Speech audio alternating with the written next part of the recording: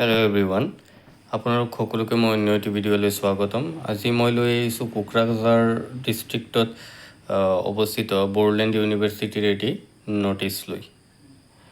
তো এই ন'টিছটোত specially BEd আৰু MAd এণ্ট্ৰেঞ্চৰ ওপৰত ইছ্যু কৰা হৈছে। যোনখিনি ষ্টুডেণ্টে ভাবিছিলে যে বড়োলেণ্ড ইউনিভাৰ্চিটিৰ BEd আৰু MAd প্ৰগ্ৰামৰ এণ্ট্ৰেঞ্চ দিব, সেইসকলৰ কাৰণে এই ন'টিছটো খুবেই গুৰুত্বপূৰ্ণ।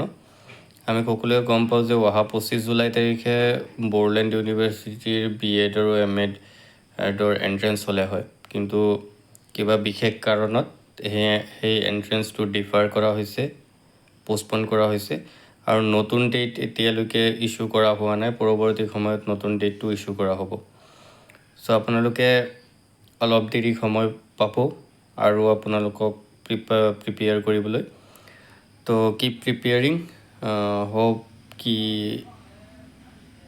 27-28 তেনেকুৱা টাইপত মানে নতুন সময়সূচী পাব্লিছ কৰা হ'ব বা আগষ্টতো যাব পাৰে। চ' আপোনালোকে সময়খিনি পাব,